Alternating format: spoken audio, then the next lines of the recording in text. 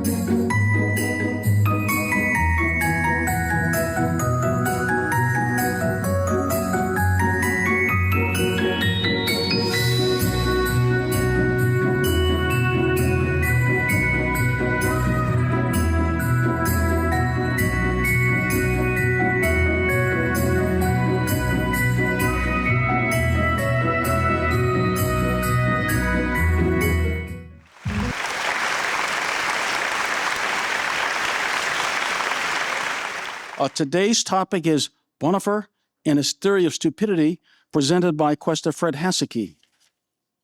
Fred is the senior pastor emeritus of Trinity English Lutheran Church, Fort Wayne, and served downtown parishes on both ends of the Maumee River, Trinity English and St. Paul's in Toledo. He has served as an urban neighborhood church in Pittsburgh, Pennsylvania, He's a former board chair of Capital University in Columbus, Ohio, and a former chair of the Interracial Religious Coalition in Toledo, Ohio. He is also a past president of Quest. He has served on numerous committees for a variety of institutions and groups. He's a graduate of Capital University, Trinity, and Luther seminaries. He's married to Linda Ruth Lintern, and Linda and Fred are parents of 3 children and have 4 grandchildren. He's currently a volunteer waiter at Trinity English's Thursday evening community dinners, which has provided over 400 sit-in and take-out dinners on some Thursdays. Please help me welcome Fred.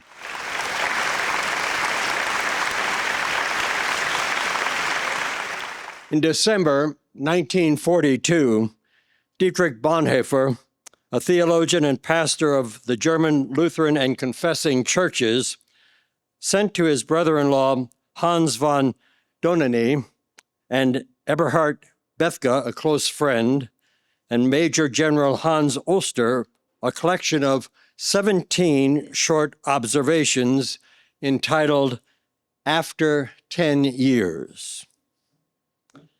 The 4 had been trying to understand how Germany came to be what it was from the close of 1932 to the end of 1942.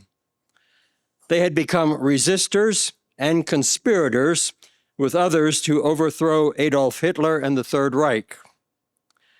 And they also were trying to understand themselves and justify what they had become.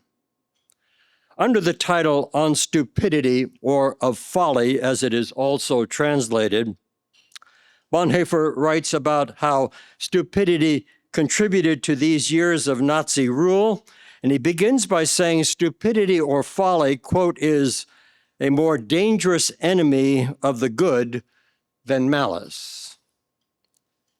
Bonhoeffer then goes on to differentiate between malice and stupidity by observing that evil can be protested against, exposed, and prevented because something within it is malicious and makes people suspicious of it. Stupidity, on the other hand, does not betray itself and thus resists anything that opposes it, leaving the stupid person smug, blind to the truth, and subject to becoming annoyed, angry, and even hostile and violent. Consequently, he determines more caution is required with a stupid person than a malicious one, and writes, quote, never again will we try to persuade the stupid person with reasons, for it is senseless and dangerous. Bonhoeffer digs into the nature of stupidity or folly, saying it is, quote, not an intellectual excuse me, not an intellectual defect, but a human one. It is not so much a congenital defect, but that under circumstances, people are made stupid, or they allow themselves to become stupid. Because Bonhoeffer observed that this happens less to those who live more solitary lives, he writes, quote, upon closer observation, it becomes apparent that every strong upsurge of power in the public sphere, be it of a political or religious nature, infects a large part of humankind with stupidity, seemingly making it virtually a sociological, psychological law. The power of one needs the stupidity of the other. Thus, according to Bonhoeffer, stupidity is caused by a loss of a person's, quote, inner independence, unquote, to hold on to his or her own convictions and ability to reason. Talking with such a person, Bonhoeffer says, quote, one virtually feels that one is dealing not at all with him as a person, but with slogans, catchwords, and the like that have taken possession of him, having thus become a mindless tool who can do evil without knowing it. Stupidity, Bonhoeffer discerns, can happen to anyone, no matter how bright or dull they may be. Interventions are needed in order to first engage a person who is stupid, for it just seems like nobody can penetrate an individual without a divine or higher power intervention. And thus, Bonhoeffer also says it's really silly to try to reason to a person who hasn't first had some kind of a external liberator come to hand, such as he would suggest the wisdom of God. Being stupid about one thing does not mean a person is stupid about everything. Therefore, he ends this section in After 10 Years saying, quote, forbid us to consider the majority of people to be stupid in every circumstance. It really will depend on whether those in power expect more from people's stupidity than from their inner independence and wisdom. Sadly, Hitler led and forced many of his people to become part of his folly, and thus played out to the detriment of the world what Bonhoeffer called stupidity's sociological psychological law, killing an estimated 70 to 85 million persons, mostly civilians, with the Holocaust, mass killings, executions, military action, war crimes, and war-related deaths. Grievance played a major part in Hitler's folly and the German people's stupidity in following him.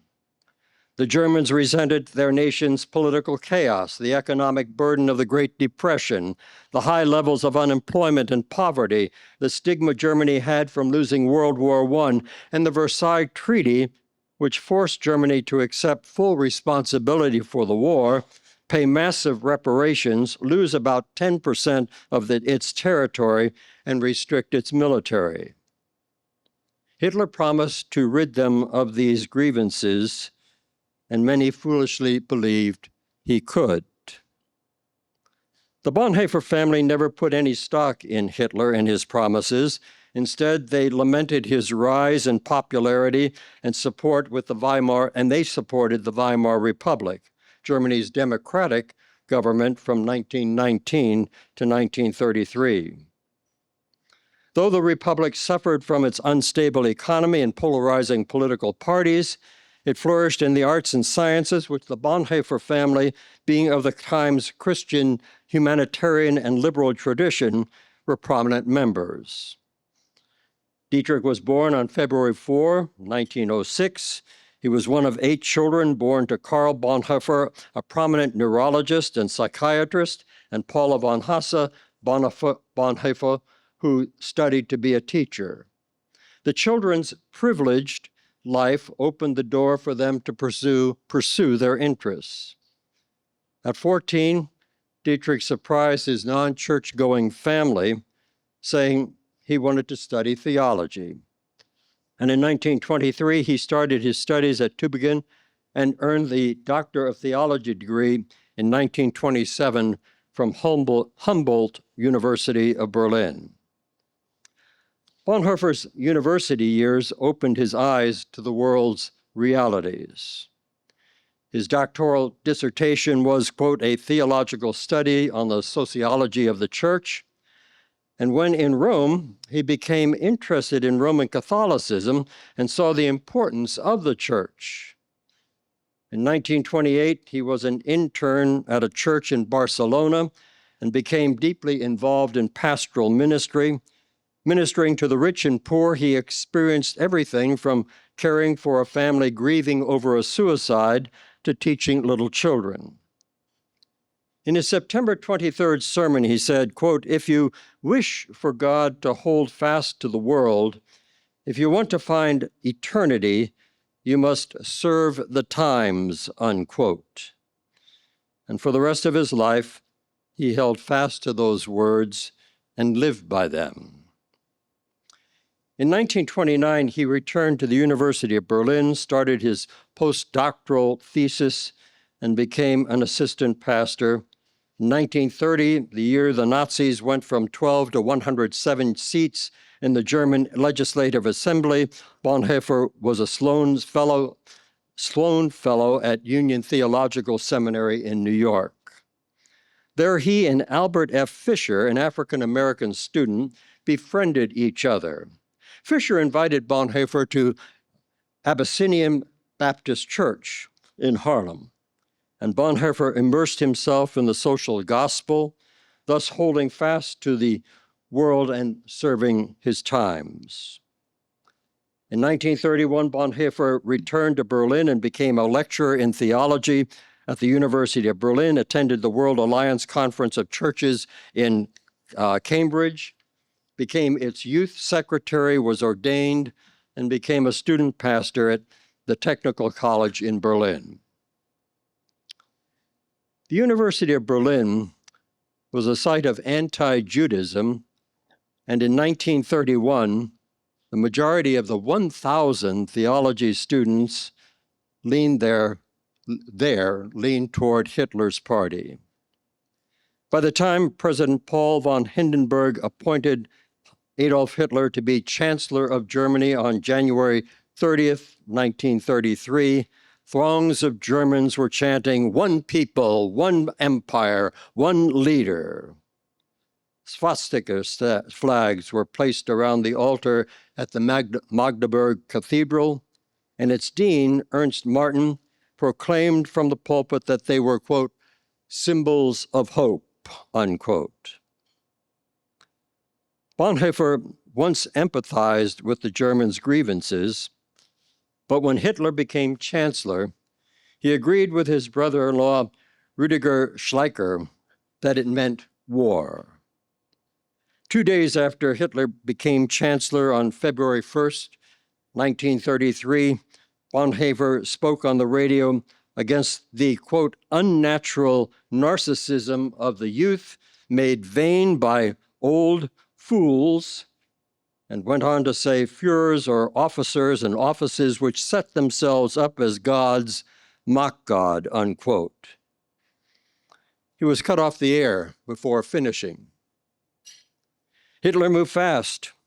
He convinced Hindenburg to enact on February 23, 1933, an emergency decree which repealed the German Constitution, suspended civil liberties, allowed for the arrest of political opponents, house searches and confiscation of property, and replaced democracy by giving the Führer absolute rule over the state. On April 7, 1933, the Aryan paragraph was officially enacted in Germany with the law of the restoration of the professional civil service. The paragraph had been a part of German culture and legislation since the 19th century.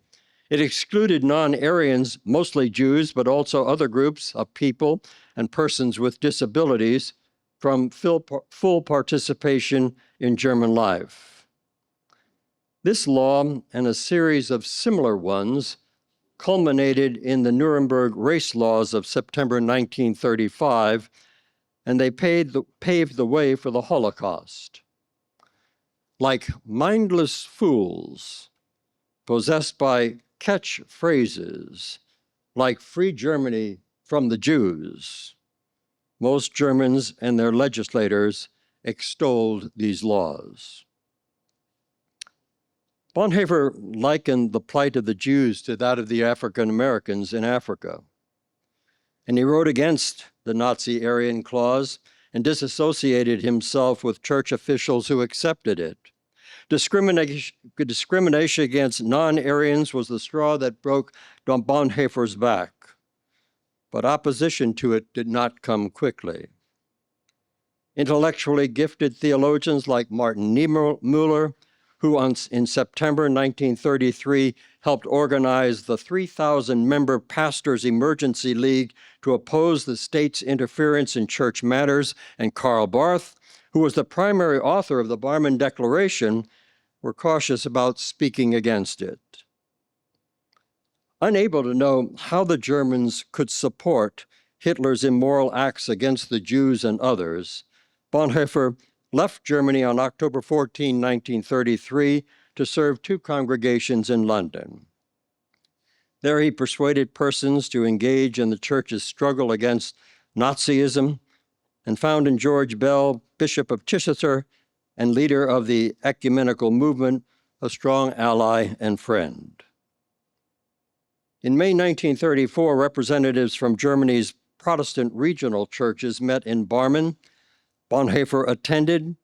He was a leading spokesperson for the confessing church. At the meeting, the Barmen Declaration was adopted, and it became the foundational document for the confessing church, which declared itself Germany's true evangelical church and opposed the false doctrines of the Third Reich's evangelical church.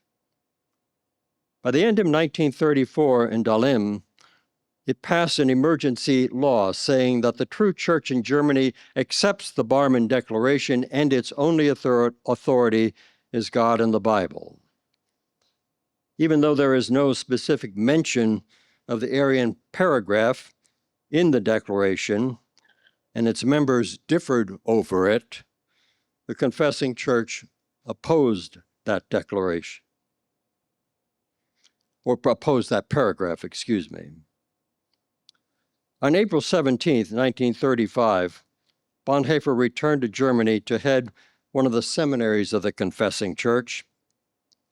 At Finkenwalde, Bonhoeffer structured it to address a person's whole being and thus focus not just on theology, but also on scripture, prayer, and church confessions to employ Bonhoeffer's conviction that Christianity needed to be a lived faith that addressed life's public and personal realities.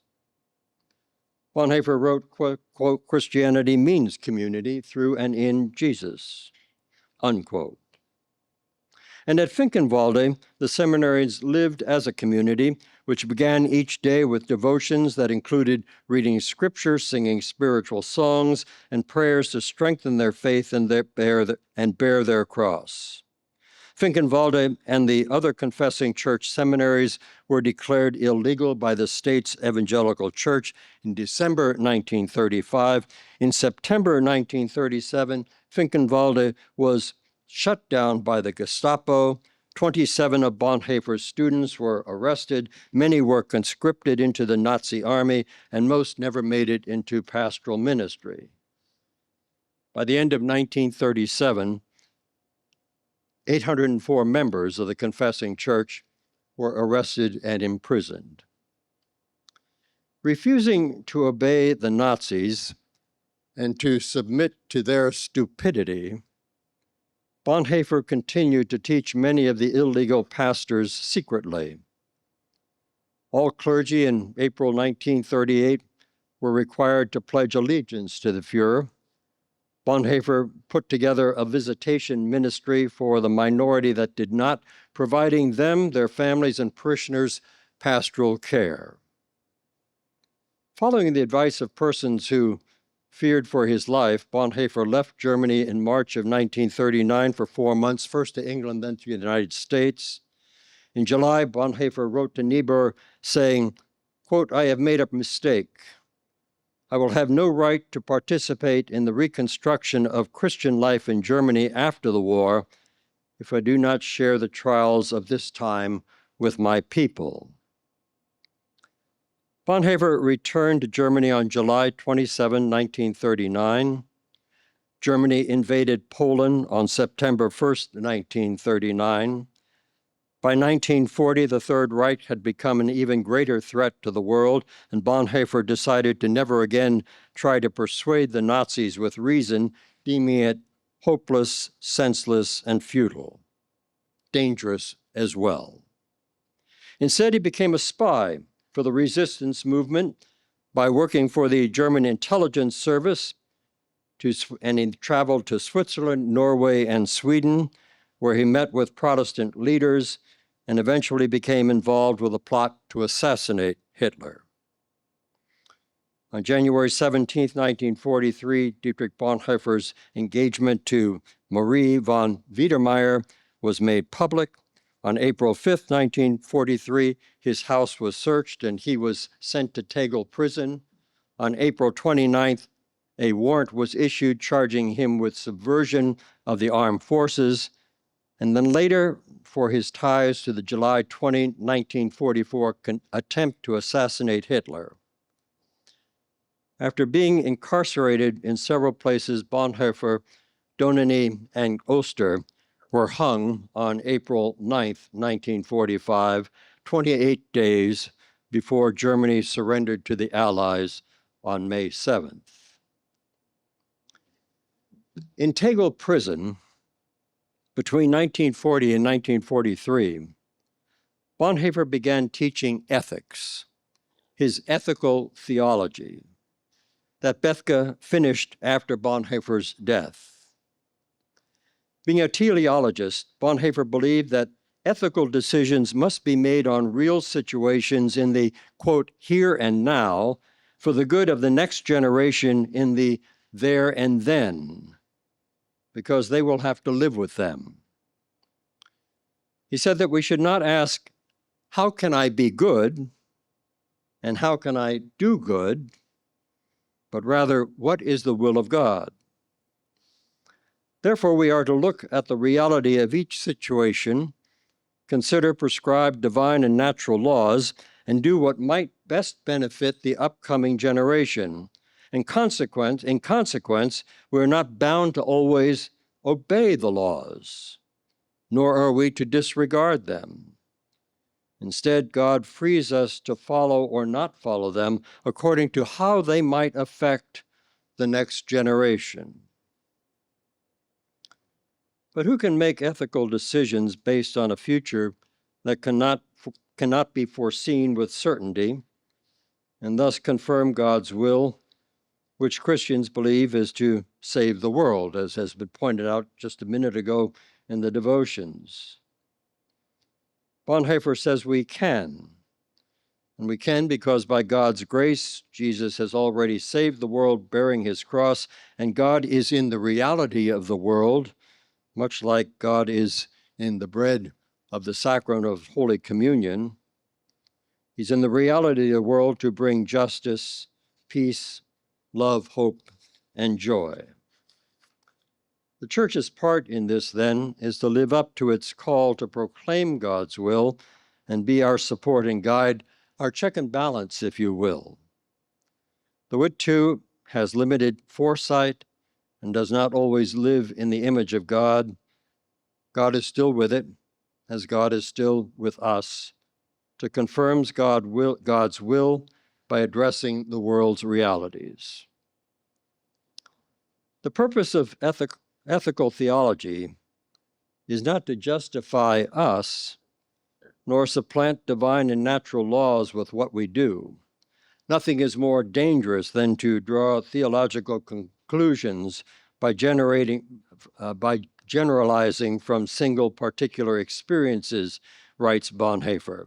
And according to him, the dominion of Christ over all government does not by any means imply the dominion of the church over government, nor that government should pursue Christian policy, enact Christian laws, etc. Unquote.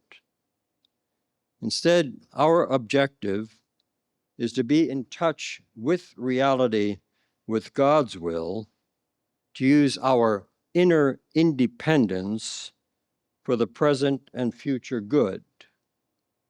Thus, as Pastor Jeff Hawkins asks to be, quote, a good ancestor. Bonhoeffer struggled deeply with making ethical decisions, but once he made them, he stuck by them. He turned to the Psalms, which he called the prayer book of the Bible, the Sermon on the Mount, scientific, philosophic, and theological writings, literature, music, and the arts, along with following his daily practices at Finkenwalde, and to find direction and peace, that direction and peace he needed to live according to God's will, and be the spiritual advisor he became to everyone, from his parishioners and students, to fellow pastors and conspirators, to prisoners and even concentration camp guards. So, how might we?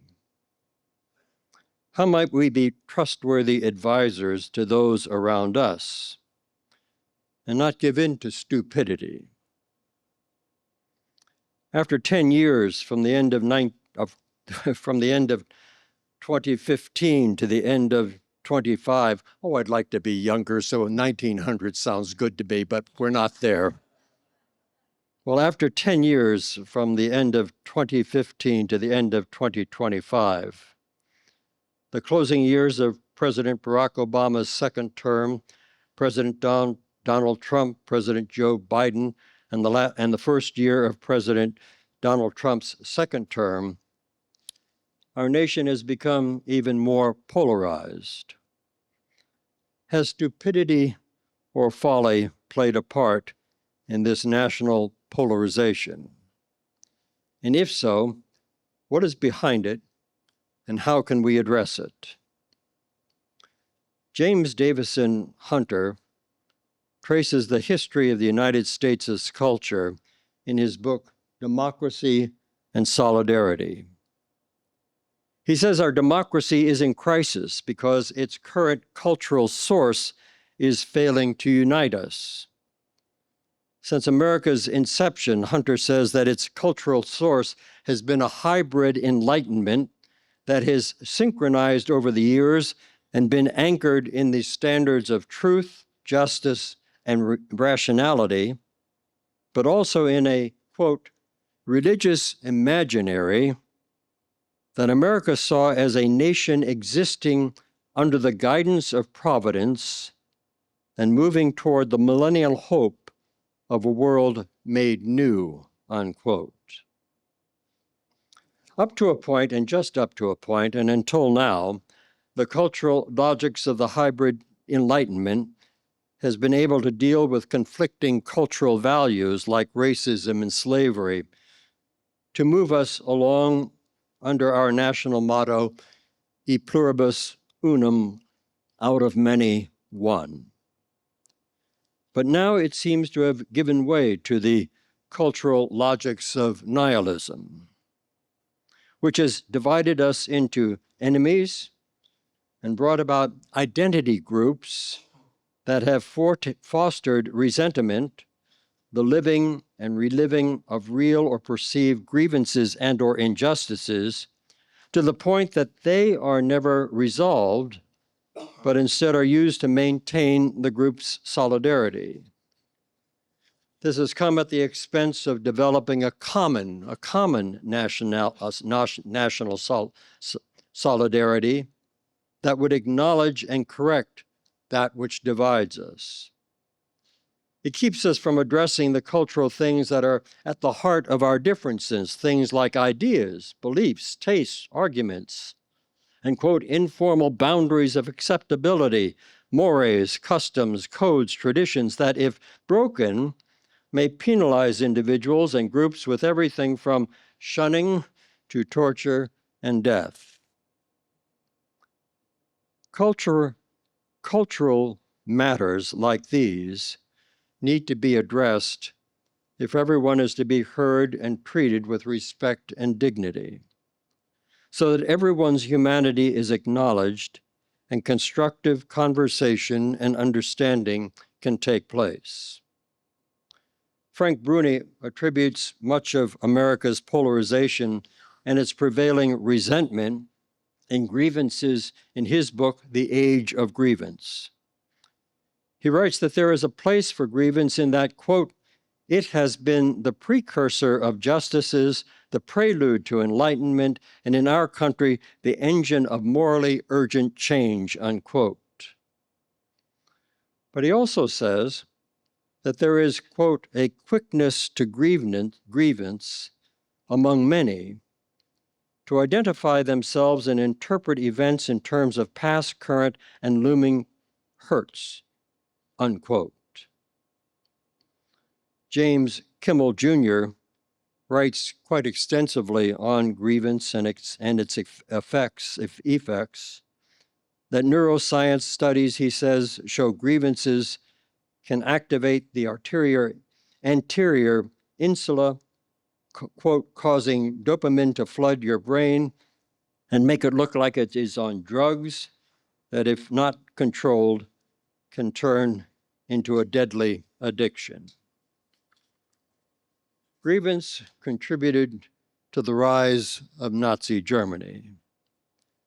And grievance in America has been a factor in our nation's polarization. Can that grievance be tempered by grace so that everyone's humanity is valued and our national motto, E pluribus unum, does not exclude persons as it has in its history? In May of 2023, Pete Buttigieg said the United States stands as, quote, the most important democracy because it introduced representative Republican democracy to the world. If 250 years later, he continues, we could do the same thing for inclusive democracy, that's as big a contribution to humanity and as novel one as anything we achieved out of the revolution, unquote. Could that be the new millennium, the new world for which we strive, and can that unite us with a common purpose? To do so, we need to act with wisdom and grace, to not be stupid, and to make sure our cultural resources align with that hope. James Hunter says sociology and culture entails answering five questions that have to do with metaphysics, epistemology, anthropology, ethics, and teleology. And those 5 questions are, what is reality? How do we know it? Who is a person? How do we treat others? And what is it for? And therefore, he says, addressing America's culture will take, quote, the moral imagination to envision a public life that transcends the present warring binaries, a fresh vocabulary with which to talk about and pragmatically address the genuine problems, a renewed ethical vision for the reformation of public life, the institutions that sustain it, and for the citizens who put it into practice, and a mythos that doesn't deny the story of America, but reframes it. Reframes it toward what it could yet be. It took until 1933 for Bonhoeffer to speak out publicly against Hitler and Nazism. And since examining and upholding our cultural resources probably will always be a project, a work in progress, the confession that Bonhoeffer wrote elsewhere in After 10 Years to Donany, Bethke, and Oster may be one for us to also confess. He said, we have been silent witnesses of evil deeds. Are we still of any use? Will our inner strength to resist what has been forced on us have remained strong enough, and our honesty with ourselves blunt enough to find our way back to simplicity and honesty, unquote. By God's grace, I think, I hope, I believe it will, and thus we will also. On that note, blessed Christmas.